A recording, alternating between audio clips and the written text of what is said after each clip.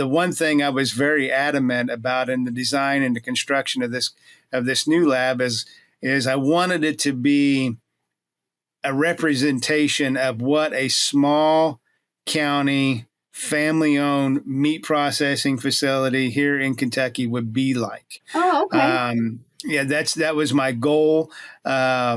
My goal is to, when people say, hey, I want to start a new facility, I want to build a new facility, or somebody says, I want to renovate it or the current one, but how do we do it? They could come up and see what we have and kind of, see, okay, here's an area we have solely for fresh meats. You go across the hall, this is solely for processed meat. So we kind of took a page out of what they had up there at University of Wisconsin when they built their new meats lab with what Jeff Sindelar's done up there, is where you walk down the hallway, one side's processed meats and one side's fresh meats.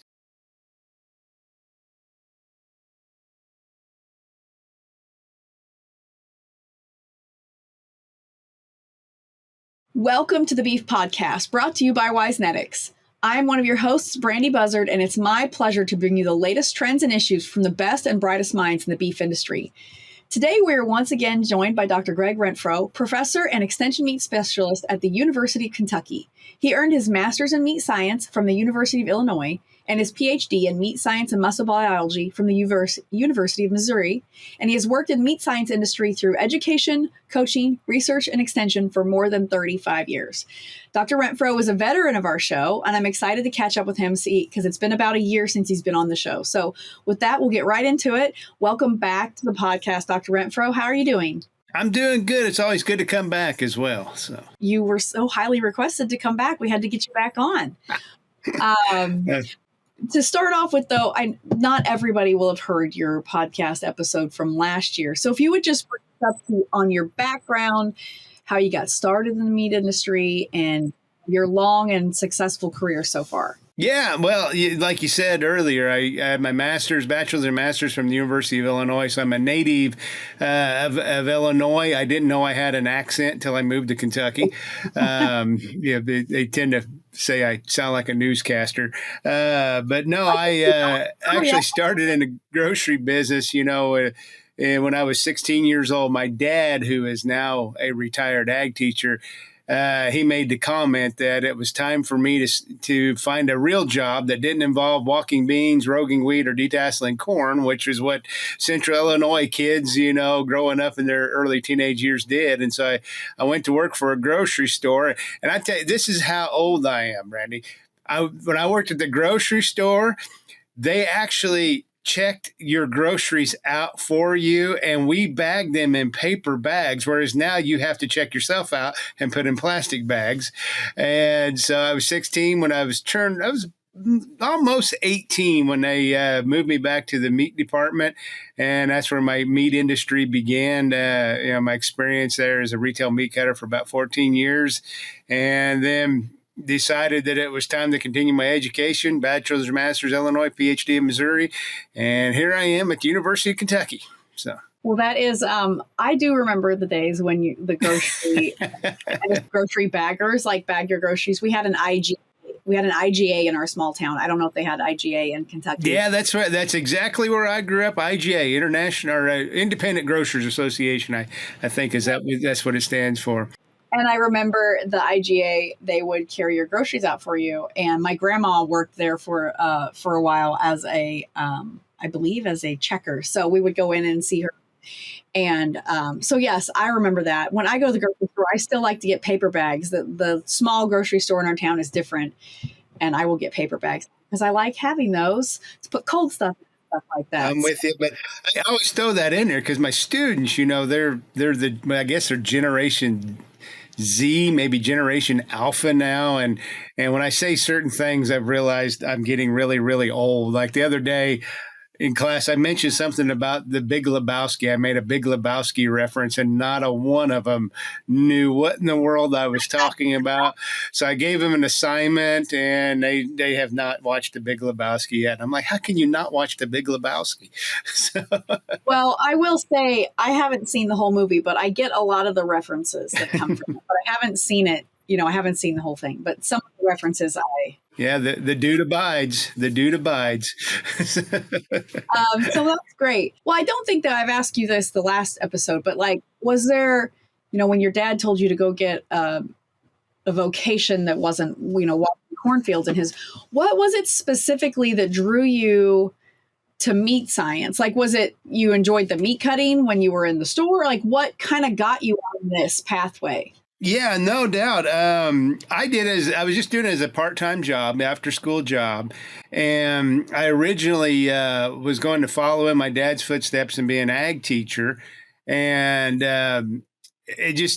the stars weren't lining up right. The Holy Spirit didn't think that was the place I was supposed to be, and that kind of stuff. And my dad actually said, "Well, you seem to enjoy this meat stuff." And at the time, I had no idea there was such thing as a meat science. Well, he did. Being an ag teacher, that was one of the benefits of being sired by a teacher. He understood that kind of stuff. And so he shipped me off to the University of Illinois to go talk to Dr. Tom Carr.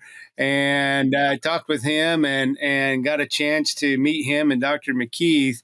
And 2 years later, I worked my butt off at junior college and transferred up there. And those two guys, Floyd McKeith and Tom Carr, goodness gracious, I owe so much to them because they helped shape me to who I am today. And even Eric Berg, who's now at North Dakota State University, then he was at the University of Missouri, helped me figure out where my place in meat science was. So I owe a lot to those three individuals. Well, I knew that there had to be like an origin story there. So thank you. Yeah, every great superhero and villain has an origin story, right? Sure. I don't watch I'm not a superhero movie person, but I will take your word for that. So yeah, it does, and I even tell you, I'm old school Star Wars fan. I mean, when I say I'm old school the very first one I watched in a drive-in before it was nostalgic to go to a drive-in. That's, as you can tell, a lot of snow on the roof here, so I've been around a while. I have also gone to drive-ins, so I'm going to need you to quit talking about how like old people do those things. I guess it's that small town. That must be what it is. I think it's a small town thing because I definitely remember going to the drive-through. Or the drive-in. They don't have the one that was near me anymore, but I do remember going to it. Tired of the 21-day shot show? Stop hitting the cortisol hornet's nest with a wiffle ball bat every time you wean, transport, commingle, do shoot work, or experience Mother Nature's mood swings with weather. The cortisol surge can't be stopped, but it can be proactively controlled. QFA 2000 is a proactive approach to reducing the risk of BRD in calves. QFA 2000 reduces the use of antimicrobials, improves innate immune function, and allows the calf to do what it's meant to do, efficiently gain weight. For less than half the cost of antimicrobials, you can take a proactive, hands-off approach with your calves. Control the 21-day cortisol surge and control your drug costs with QFA 2000. For more information, contact us at applied-biotechnologies.com. Well, in your long career, what has been your biggest, maybe it's hard to pinpoint this, but what has been one of your biggest surprises throughout this time? Well, yeah, that's interesting you say that because that came up. I think one of the students was asking me, what kind of change I've seen. And, we joked about the grocery store and the whole, shopping carts and bagging your own groceries and checking yourself out, that kind of thing. But I will say that to me, the biggest change for me, keeping along the lines of that grocery store, is what we've seen change is the whole concept of going into a grocery store and all you have are guys that are wearing the white frocks, they're wearing the hats, but the meat's not cut there. It's a centralized cutting. All it is comes in, you open up a box, put it on the shelf like you would, down the soup aisle or the cereal aisle or something like that. And, it was always one of those things when I first got into business in the late 80s, everybody said, oh, this is the direction we're going. And it never really clicked in my head that that's what it was, and, I didn't think it was ever going to happen that way. But that, that's one of those things that, I worked hard throughout my career trying to teach meat cutting to a lot of different people. But, you talk about change. To me, that was if you look at the meats industry from a retail standpoint, you say, okay, we had a big paradigm shift when we went from cutting sides of beef and pork and cutting your own, cutting chickens inside the cutting room there at the grocery store. That was a big paradigm shift. We went from that to box meats. And now I think we're going from box meats to this case ready stuff. That's another paradigm shift that I was a part of. I got to see it. I can actually honestly say I might have been one of the very last group of retail meat cutters that went through the business. That is an interesting observation, because if you didn't know any better, you wouldn't know that was the case, right? You wouldn't know that the meat, that like behind the counter, on demand there for shoppers. So that's definitely something too. Because I don't remember the last time I was at a grocery store where you went to, order it and they cut it in front of you. I remember that. In another same vein of that is the whole concept of user-friendly products, Mm-hmm. Yeah. That's I say the stuff you can throw in a microwave, that kind of stuff. That's another thing that wasn't there when I was cutting meat. You just got beef, pork, chicken. That's what you got. Now you got not only beef, pork, chicken, you got organic and natural, and now you got I throw this in the microwave. It's pre-marinated, pre-blended, all that fun stuff as well. That is for sure. I don't buy a ton of meat at the grocery store, not because I have a problem with it, but we have freezer beef, and we buy. Have your own animals, yeah. Yeah, we got a half a hog from a 4-H'er every year, and so that keeps us set most of the time. But I will say that, like, when my husband is in the middle, like his busy traveling season, that I'm hitting up the convenience meat section of the grocery store more. Like my daughter's, I think it's. I don't want to name drop a product because it might not be the wrong one, but there's a meat company. I'm gonna guess. I think it's Hormel. So they make like a sirloin tips and gravy type thing, and like that is a consistent thing when my kids are traveling, because it is so easy to just pop that in the oven, or like a roaster pan or something like that, rather than having like defrost something and cut it and season it and like just all those extra steps. Absolutely.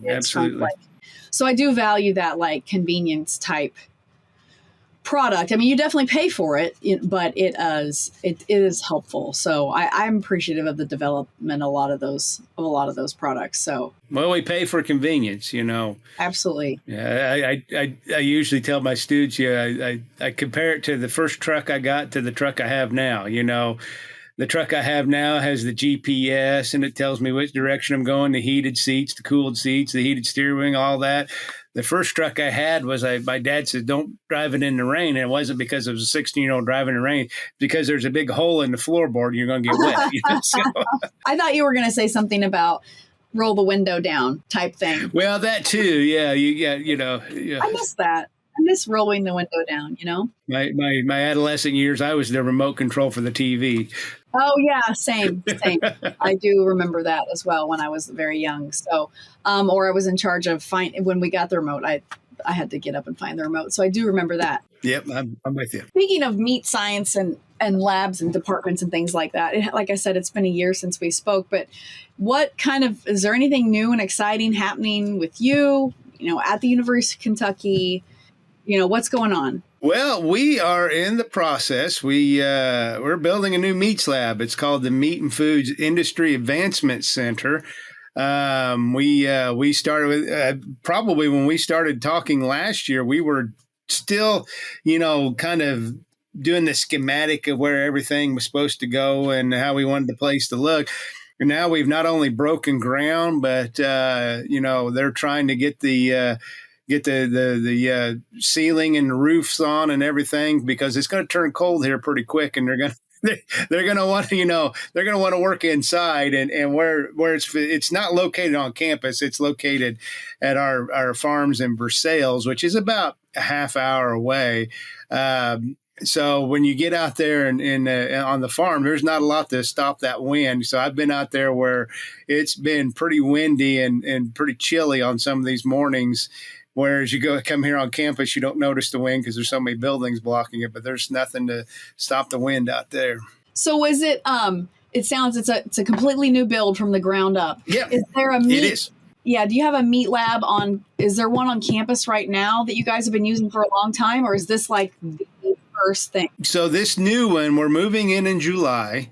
And this new one will be our third meats lab. So we started out in 1918 when they hired Professor E.J. Wolford to teach butchery. And he started teaching that class in 1919. And so that class eventually became the class that I teach now, ASC 300 Meat Science. And that first meats lab stood from, it was a renovated building. It was the old hog cholera research building that they renovated to be a meats lab. And then when we moved out in 1972, that building went to the med school or the hospital and became medical annex number 5. And I was in the building once, and it was kind of a funny story. I was in the building once, and I forget exactly why I was in there. And the guy that I was talking to, he says, well, you should be familiar with this. This is the old meats lab. And you could see the rail system through there and everything. And I could tell we were on the kill floor. And he goes, they left that old rail in here. And he says, it's so creepy. He says, I just get creeped out here all the time. I didn't have the heart to tell him that where his desk was actually the old blood pit. Oh, and so yeah. I thought that might actually push him over the edge. I don't think he probably would have appreciated that. No. So I just kept my mouth shut on that one. But I used to joke, that because we've been planning this since 21, and then some things happened on campus that accelerated the timeline.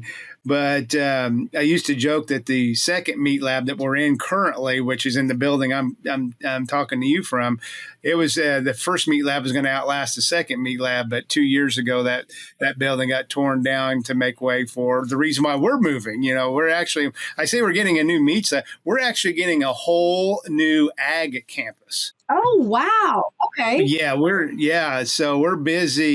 You can't see. I mean, I know you can see a little bit of the window behind me, but I think there's like 8 or 9, maybe 10 construction cranes on campus.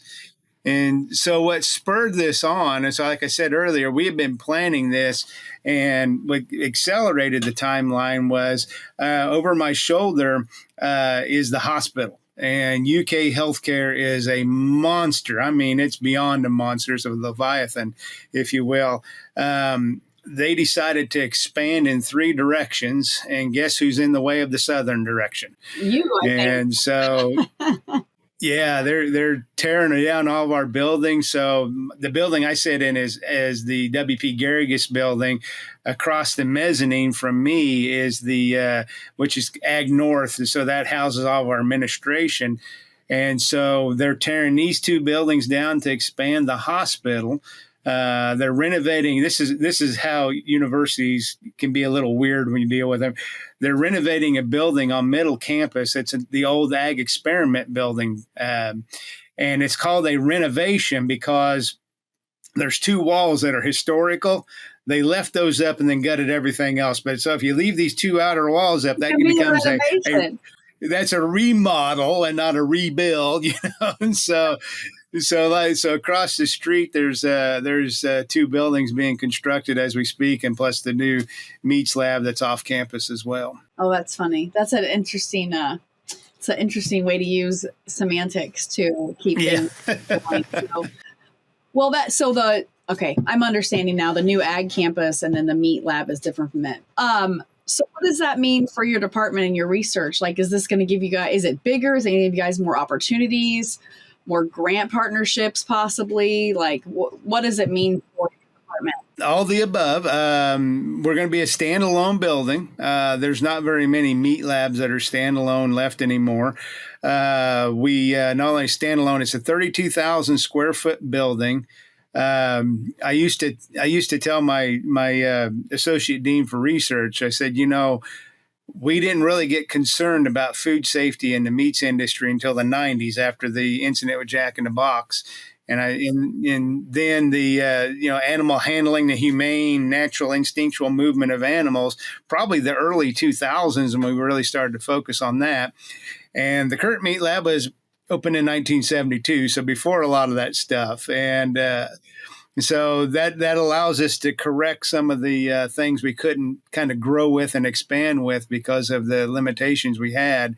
the one thing I was very adamant about in the design and the construction of this new lab is I wanted it to be a representation of what a small county family-owned meat processing facility here in Kentucky would be like. Oh, okay. Yeah, that was my goal. My goal is to, when people say, hey, I want to start a new facility, I want to build a new facility, or somebody says, I want to renovate it or the current one, but how do we do it? They could come up and see what we have and kind of, see, okay, here's an area we have solely for fresh meats. You go across the hall, this is solely for processed meat. So we kind of took a page out of what they had up there at University of Wisconsin when they built their new meats lab with what Jeff Sindelar's done up there, is where you walk down the hallway, one side's processed meats and one side's fresh meats. And so a way to just showing folks that that's the way things are supposed to be, versus where we bring them in now and we say, well, the party phrase we have is we make it work, because, we tell folks, you don't want this, you don't want all these pipes overhead hanging out and that kind of stuff. But that was our goal. I was adamant that I didn't want it to be a small major meat processing, that you see throughout the country, the mega places. But I still wanted to kind of keep that county meat processor feel to it. And just so I think it gives us a better opportunity to teach our folks. And, we'll have state-of-the-art equipment. I wanted this building to also have the ability to, as the industry changed, the building could change, that kind of stuff. So there's been a lot of trying to get the crystal ball out and do that kind of stuff to see how the industry's going. So I'm hoping, it may be one of those deals when I retire and come back in 25 years or so, the guy replaces me. So what the hell were you thinking when you did this? So I'm trying to avoid that kind of stuff there. But it's going to allow us to run more animals through there. From an extension standpoint, see, Kentucky, we still maintain a traditional extension program. We have 120 offices or 120 counties, and every one of those counties has an office. And so we still maintain that traditional extension program. We still have specialists. As you said earlier, I'm an extension professor. We still maintain that title line in our professorial appointments as well. And so it allows us to do, extension programming at a more grander level, because let's face it, there's not very many land grant universities in this country I haven't been on. And there's been a few that are not land grant universities that I've been on, including Harvard and MIT, where parking's not an issue. And so we won't have this since we'll be located off campus. And so it allows us to do more extension program out there. So, yeah. Yeah, that will be nice. I was a student at the original land grant university, and parking by the animal science and meat lab building got the staff parking pass, and that opened up some new doors. I was very excited to have that. And then there you go. Grad school, That's the way to do it. That's the way to do it. Yeah, so I enjoyed having the staff parking lot, because there was a parking lot between the animal science building and then where my husband was a grad student getting his Ph.D. And after I finished my master's, I worked in this building. And so there was basically most of the parking lot was staff, and there were a few that were student only. And I felt really good to be bam, there's a spot for me. So that was good. Yeah, the challenge we have with parking is you get what's called an E-lot pass. And that means everywhere. And yeah, so, the nice thing is if I go across campus for a meeting, I can park over there. The bad thing is everybody can park everywhere. So, there's no specific lots like you were talking about. So yeah, no, we had specific lots, and it was color coded. You talked about having your crystal ball and knowing what it might look like in the future. Kind of along that same line, are there any unmet needs that consumers have, or maybe trends that you kind of predict, or that maybe an unmet need that consumers that you might be able to meet with a new product or new research or something like that? That's a good question. And you're right. That is very much a crystal ball question there. when I started here at UK 20 years ago, the big thing was local, and products had to be local. We have a local program at the state level called Kentucky Proud, and that still maintains considerable popularity throughout the state. And my understanding is other states is kind of the same way. Other states have local programs, and we went through a period where people got more interested in food, and then it kind of died off here recently. But I'm starting to see again people getting a little bit more interested in food. One of the programs we have that we kind of copied off of other schools that have this similar program is a barbecue program. And yeah, we do, whereas NC State has a barbecue camp. It's a weekend. I believe Texas A&M's got their brisket camp, which is like all week long. And we just do an afternoon. And the one thing that we're finding out is there's kind of a return from a consumer standpoint, a return to the way things we done beforehand. The old is new again, I guess, and that's that barbecue thing is something that I was shocked how popular it is for Dr. Dana Hansen there at NC State, and we're kind of getting the same way where folks going to come in, they want to learn how to do this, and whether you want to borrow Dana's term, be the king of the cul-de-sac or something along those lines, folks just want to learn that kind of stuff. And it's funny. You see the price of the barbecue stuff, whether it's a brisket or pork ribs or something along those lines in the summertime. Boy, they tend to really go up in price because of the demand for those cuts. I think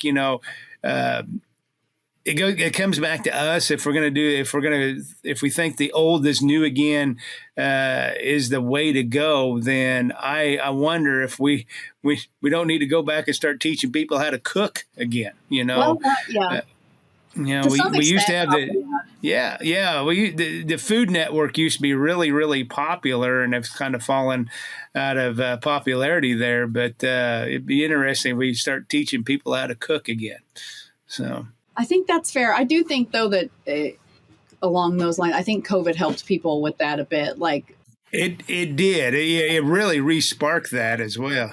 Helped in quotes. I mean, it helped, but you know what I mean? Like that really kind of sparked some of that, more people having educational interest in that. And then and something else that just kind of popped in my mind along that same lines. You mentioned the COVID pandemic. So I do a lot of work with the University of Maine. We teach a few meat cutting schools up there at UMaine as well as we do here at UK.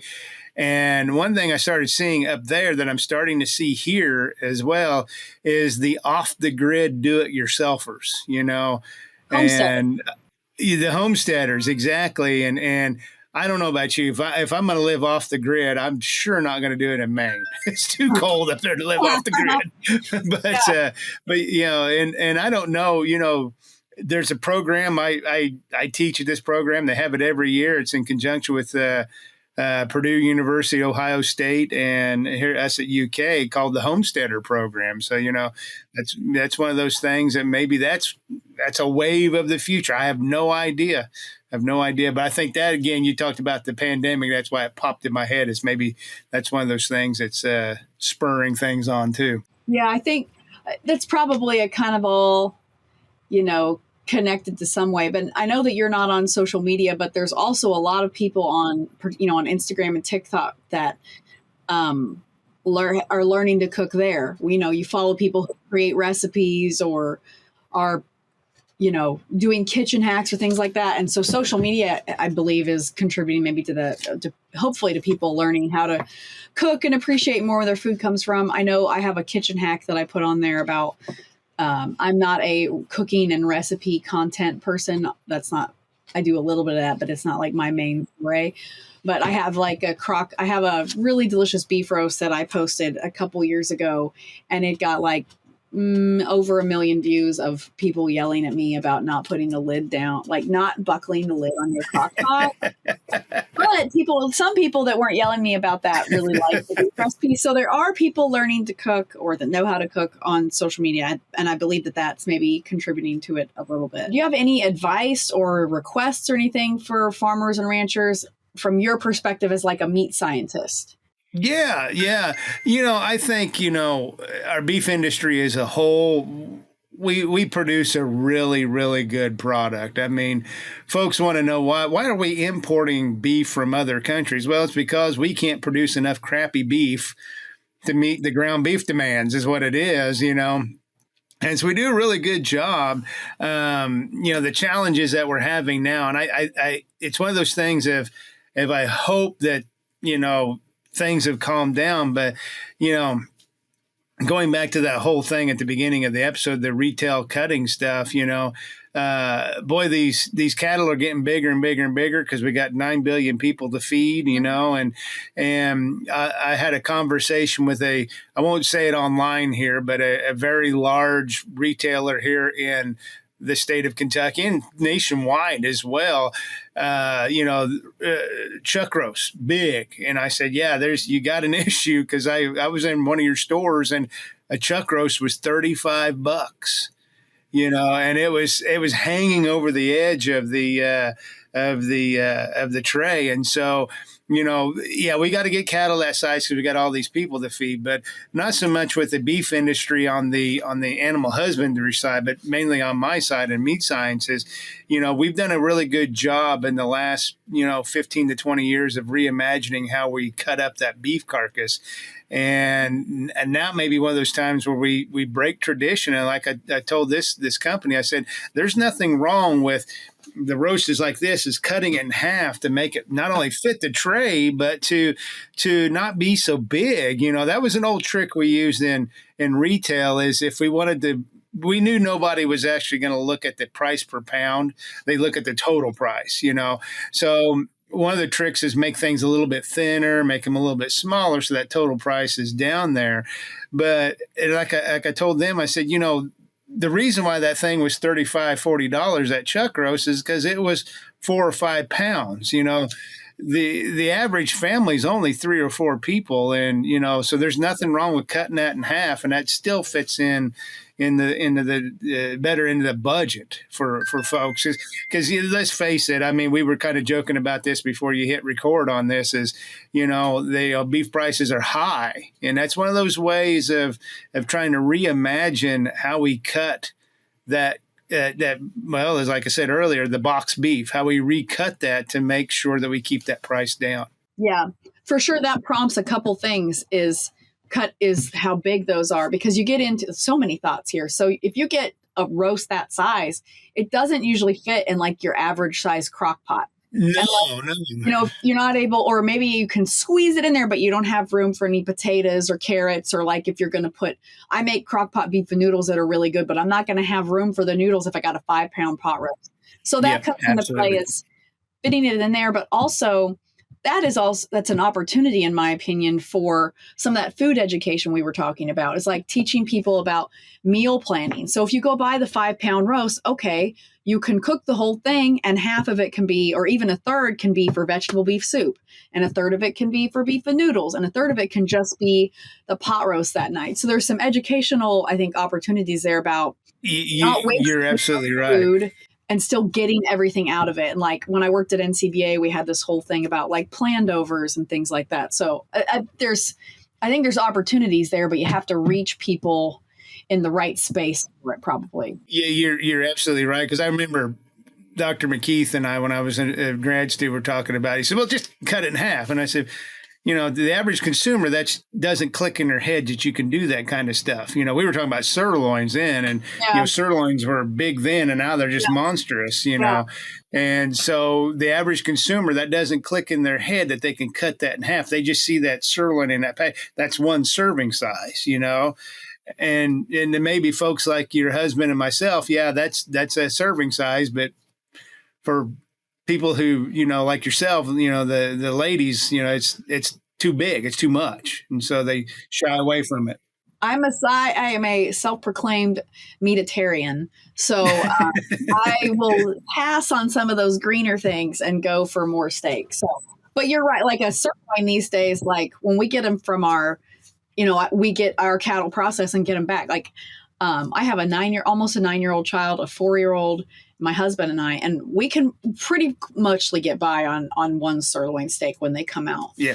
Oh yeah. So, yeah. If you throw a couple sides in there, we can get by with one, which is nice from a meal planning perspective because I can just set one on the table. But from a portion size, if that's not something that you work in every day or that you manage every day when you're grocery shopping or managing a household, like that can definitely be like a mental challenge of, oh my gosh, what am I going to do with this? So, and then from the cost standpoint, too much, yeah. So, well, you're going to have to come back again so we can talk about purchasing and meal planning and things like that. I'm all for that. I'm all for that. Come back.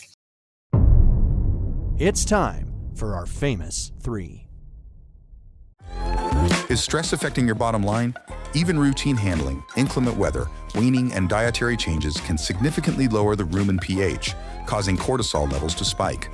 Cortisol not only compromises the immune system, but also suppresses normal appetite and feed consumption. The solution? Cattle Active. Increase production and reduce the impacts of stress on your cattle for cents a day. Cattle Active restores the balance naturally. Want to learn more how a feeding program including Cattle Active can improve both profits and herd health? Visit us today at proearthanimalhealth.com.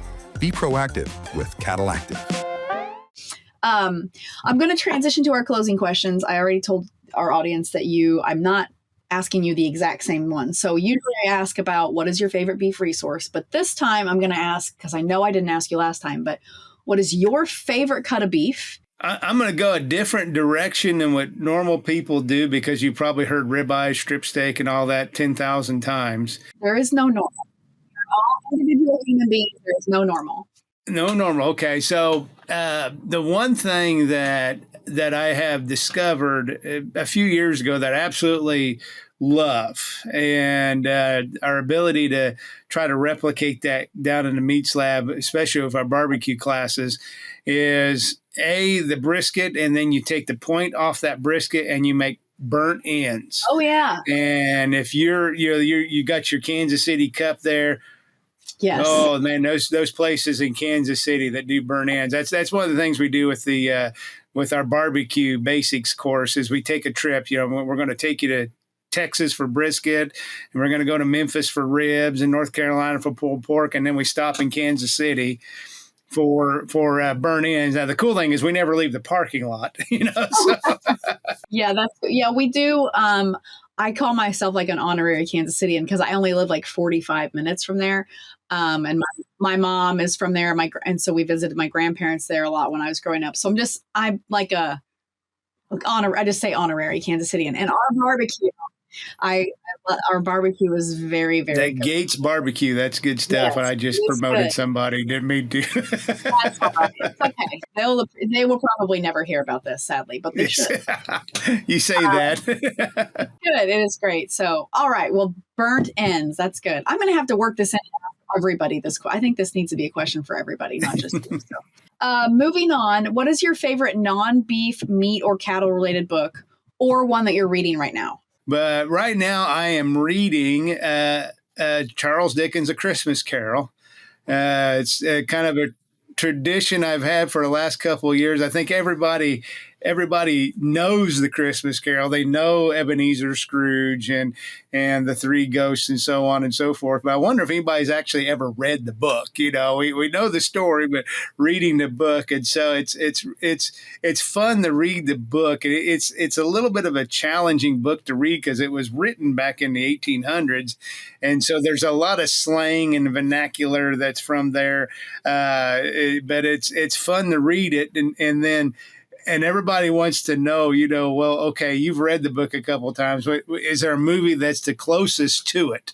And normally when people ask that question, it's always like the Muppets are always the ones that are closest to whatever book, But I will say this, the one that I've watched that is the closest to it, believe it or not, is the Disney one where it's the cartoon with Jim Carrey is doing the voices. The Grinch? Not the Grinch. No, this is A Christmas Carol. But yeah, Jim Carrey does the voice of Ebenezer Scrooge, and I think it is called Disney's A Christmas Carol. And it's while you're telling me, I'm looking at Yeah, it. it's a cartoon, and it's not a cartoon like Scooby Doo, but it's the higher class cartoons. That's Digital video, like the animation, computer animation. yeah, and it's and that's one of the closest ones to the book. You know, obviously nothing's exactly like the book, but I'm not gonna lie, I had no idea that this existed. yeah, it's really good. I mean, it veers off a couple spots from the book, but it's there's a lot of the when you read the book and then you watch the movie, a lot of the phrases that Ebenezer says and the people around him says are all part, you know, they're straight from the book as well. So it's a fun book to read at the holiday times. I am blown away. I did not know this existed. Although when it came out in 2009, I did not have children in 2009. So that might be part of it. But the one that we watch in our household, I thought when you started to say Disney, I thought, oh, you're going to say the Mickey Mouse one, because that's the one that we watch most often. But I'm going to have to get this one out because I have never seen this. And yeah, if you got Disney Plus on streaming, it's on there as well. Yeah, and I usually I tell you, you know, it's funny how the hamster falls off the wheel real easy with me. But all right, I love it. This is the kind of conversation when we're talking about Christmas. So one of the traditions I have in my class is before class I play music videos. The kicker is you have to listen to my music, and so I tend to veer towards the hard rock, you know, and that kind of stuff there.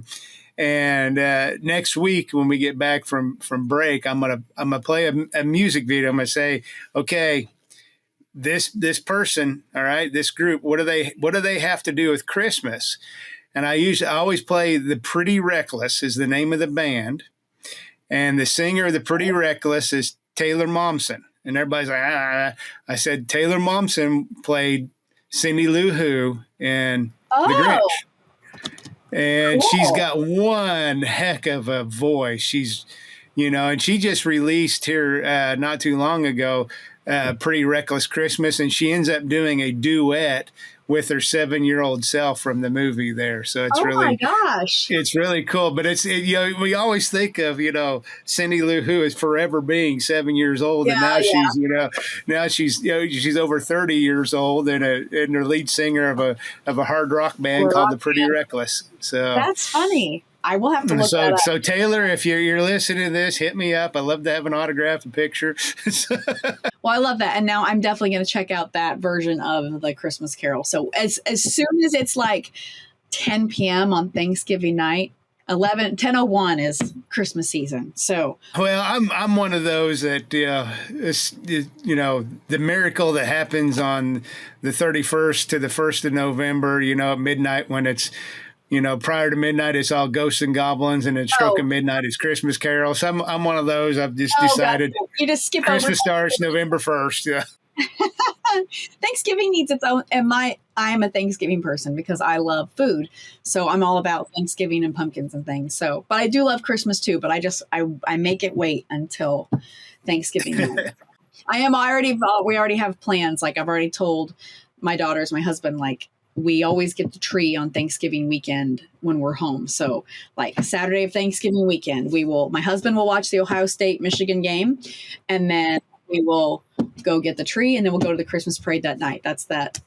There you go. That'd be fun. The Christmas parade. There's not very many towns that do that anymore. The cool thing about Lexington, we're big enough. We still do those traditional things. So we have this. Yeah, we have the small town feel for sure. So, well, the last one of these is, I asked you this the first time. I'm asking you again, but when you think of someone you admire or look up to, what is a characteristic they possess that has led them to be successful? The one thing that the people I look up to, and it's got to be, you know, just genuineness and honesty. They're just a genuine person. They know who they are. They're honest and everything. You know, there's so many people, you know, that I look up to, you know, like I mentioned earlier, the three people that got me to where I am today, you know, Tom Carr, Floyd McKeith, and Eric Berg. Look up to those guys. And they all have that as well. You know, their honesty may not be what you want to hear at the time, but it's what you need, you know. And then other people outside of the science realm that I really look up to, my priest, Father Tom, you know, he's just a genuine guy. You know, they always say, you know, you should never lose that childlike atmosphere when it comes to God and church and Christ and all that stuff. And he never has, you know.